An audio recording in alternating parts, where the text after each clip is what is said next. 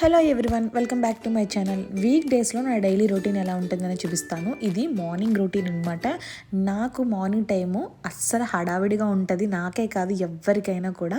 ఎందుకంటే కిడ్స్కి కానీ హస్బెండ్కి కానీ లంచ్ బాక్స్ పెట్టుకునే వాళ్ళు చాలా హడావిడి అయిపోతుంది. సో ఈరోజు నేను సింపుల్ రెసిపీతోటి మంచిగా సింపుల్గా నీట్గా హెల్తీగా చూపిస్తాను. సో అదే నా వీడియో అనమాట. నచ్చిన వాళ్ళు ప్లీజ్ లైక్ చేయండి అండ్ ఛానల్ని సబ్స్క్రైబ్ చేసుకోండి. అండ్ ఇక్కడ నేను పొటాటో కర్రీ చేస్తాను అనమాట. బేసిక్ పొటాటో కర్రీ అండి. ఇందులో మసాలాలు కానీ అల్లం వెల్లుల్లి పేస్ట్ ఏమీ వాడట్లేదు. సో ఫస్ట్ అయితే ఆనియన్స్ని ఆయిల్లో వేసుకుని కొంచెం ఫ్రై చేసుకున్నాక ఈ బంగాళదుంప ముక్కలు కూడా పక్కన కట్ చేసుకుంటూ ఉన్నానమాట. అవి వేగే లోపల ఇవి కట్ చేసే లోపల అవి వేగిపోతాయి. సో ఇవి కూడా వేగిపోయాయి. ఇంకా బంగాళదుంప ముక్కలు అన్నింటిలో వేసుకుని కొంచెం ఫ్రై చేసేసుకోవాలి మంచిగాని. చిన్నప్పుడు మా అమ్మ కర్రీ అంటే ఇలాగే చేసి పెట్టేది. నాకు కాలేజ్ టైంలో ఎక్కువగా పొటాటో కర్రీ లేదంటే కోడిగుడ్డు పురుటు, ఈ రెండు కర్రీసే ఉండి అనమాట. ఇంకా పసుపు కారం ఉప్పు వేసుకుని కొంచెం ఫ్రై చేసుకుని వాటర్ అయితే వేసేసుకొని మూత పెట్టేసుకుని కూర దగ్గరికి ఉడికించుకోవడమే. లో ఫ్లేమ్లో పెట్టుకోండి.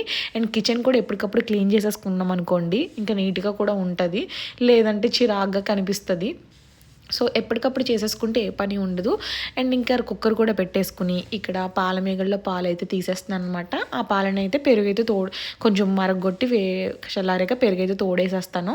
సో ఇలా అయితే చేస్తానన్నమాట. ఇంకా కర్రీ అయితే పక్కన రెడీ అయిపోతూ ఉంది. కొంచెం వాటరీగా ఉంది కాబట్టి దగ్గరగా ఉడికిస్తున్నాను.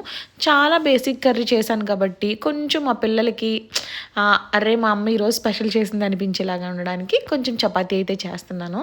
సో పొటాటో కర్రీకి మంచి కాంబినేషన్ ఏముంటుందండి, చపాతీయే కదా. సో అందుకనే చపాతీ చేస్తాను అనమాట. చపాతీని మంచిగా ఇలాగా ముద్దలా కలిపేసి పెట్టుకుని కాసేపు అలా వదిలేసాను ఒక 10 minutes. తర్వాత మంచిగా నానిపోయింది. ఇంకా చపాతీలు అయితే చేసేస్తున్నాను అనమాట. నేను మ్యాక్సిమం చపాతీని అసలు ఆయిల్ వేయకుండానే చేస్తాను. బట్ ఇదేంటంటే పిల్లలకి లంచ్ బాక్స్లో కాబట్టి వాళ్ళు ఎలాగైనా మనం పెట్టుకెళ్ళిన తర్వాత వెంటనే తినేరు కాబట్టి అది కొంచెం మెత్తగా నీట్గా రావాలి కాబట్టి నేను ఇంకా ఏం చేశానంటే నార్మల్గా ఆయిల్తో కాల్చుకున్నాను అనమాట. అదే ఇంట్లో నైట్ టైం చేశాను అనుకోండి పుల్కాలాగే చేస్తాను, మ్యాక్సిమం పుల్కాలాగే చేస్తాను. బట్ స్కూల్కి లంచ్ ఇలా పెట్టినప్పుడు మాత్రం ఇలా చేస్తాను. ఇంకా కర్రీ అయితే గ్రేవీ కన్సిస్టెన్సీ ఇలా ఉంటే చాలండి, బాగుంటుంది. సో ఇంకా అది పక్కన పెట్టేసుకుని వెంటనే ఇక్కడ తవా పెట్టేసుకుని చపాతీలను అయితే కాల్చడం స్టార్ట్ చేశానండి.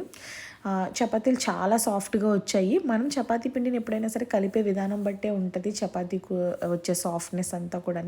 నార్త్ ఇండియన్స్ మ్యాక్సిమం డైలీ ఇదే ఉంటుంది కదా వాళ్ళకి. నేను అదే అనుకుంటాను, చపాతీ చేయడం నాకు కొంచెం పనిలా అనిపిస్తుంది. బట్ వాళ్ళు డైలీ ఇదే చేస్తారు. మనది ఏముంది, రైస్ కడిగేస్తాం, కుక్కర్లో పెట్టేస్తాం, తినేస్తాం. బట్ నార్త్ ఇండియన్స్ ఎక్కువ ఇలాగే తింటారు. చాలామంది ఏం చేస్తారంటే స్లిమ్ అవ్వడానికి చపాతీ తింటామంటారు. యాక్చువల్గా 100 grams ఆఫ్ రైస్, ఈ చపాతీ రెండు ఒకటే క్యాలరీస్ అంటండి. మనం అంత కష్టపడి చపాతీ చేసుకుంటాం కానీ ఆ రైస్ని తగ్గించుకుని తింటే సరిపోద్దేమో ఇంకా. సో ఇంక చపాతీలను అయితే ప్యాక్ చేసుకుంటున్నాను. ఇంక ఇక్కడ అన్ని కర్రీస్ కూడా పెట్టేశాను అనుకోండి. ఫస్ట్ అయితే వీళ్ళకి లంచ్ బాక్స్ ప్యాక్ చేసి పక్కన పెడితే నాకు ఇంక టెన్షన్ ఉండదు. ఆ టైంకి పిల్లలు బయటకు వచ్చే టైంకి అయితే నేను ఇచ్చేస్తాను.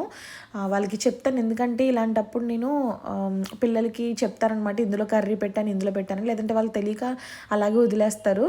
సో ఇంకా ఇక్కడ పెరుగన్నం అయితే పెడుతున్నాను అనమాట. కొంచెం ఎక్కువ కాదు, ఎందుకంటే వాళ్ళు చపాతీ అంటే టిఫిన్ తిన్న ఫీల్ ఉంటుంది కదా, వాళ్ళు కడుపు నిండాలని చెప్పి కొంచెం లైట్గా పెరుగన్నం అయితే పెట్టాను. యాక్చువల్గా నేను పిల్లలు మార్నింగ్ మోషన్కి వెళ్ళారనుకోండి, అప్పుడు దాన్ని బట్టి అయితే ఫుడ్ అయితే పెడతారనమాట. వాళ్ళు స్కూల్లో ఇబ్బంది పడకూడదు కాబట్టి. అదే మార్నింగ్ మోషన్కి వెళ్ళిపోయారనుకోండి ఫుల్గా హెవీగా పెడతాను, లేదంటే చాలా సింపుల్గా పెడతాను. మనం ఇవన్నీ చూసుకుంటూ ఉండాలి పిల్లల విషయాల్లో. మనం వాళ్ళకి వచ్చేయాలి, వాళ్ళు లావైపోవాలని తోసి పెట్టామనుకోండి వాళ్ళు చాలా ఇబ్బంది పడతారు. సో పిల్లలు మోషన్కి వెళ్ళారా లేదా, మార్నింగ్ వాళ్ళకి పొట్ట ఫ్రీగా ఉందా లేదా, ఇవన్నీ చూసుకొని పెట్టుకోవాలి. బిగినర్ మదర్స్ ఎవరన్నా ఉంటే స్కూల్కి వెళ్ళే పిల్లలు, సో ఇవన్నీ చూసుకోండి. ఇవన్నీ నేను ఫేస్ చేశాను కాబట్టి మీతో షేర్ చేసుకుంటున్నాను. అండ్ ఇక్కడ నాకు క్యారేజ్ ఇవ్వడానికి టైం ఉంది కాబట్టి ఇంక నేను కూడా తినేస్తాను అనమాట. ఒక చపాతీ మిగిలింది, దాంట్లో కర్రీ వేసుకుని కొంచెం పెరుగన్నం అయితే తినేస్తున్నాను. సో ఇక్కడైతే చేత్తో తినడం బెస్ట్ అని స్పూన్ పక్కన పడేశాను. ఇంకా ఇలా అయితే అయ్యిందండి. ఇంకా పిల్లలకి లంచ్ బాక్స్ అయితే పట్టుకెళ్ళిపోవాలి. ఉంటాను, బాయ్ బాయ్. నచ్చితే లైక్ చేయండి, సబ్స్క్రైబ్ చేసుకోండి.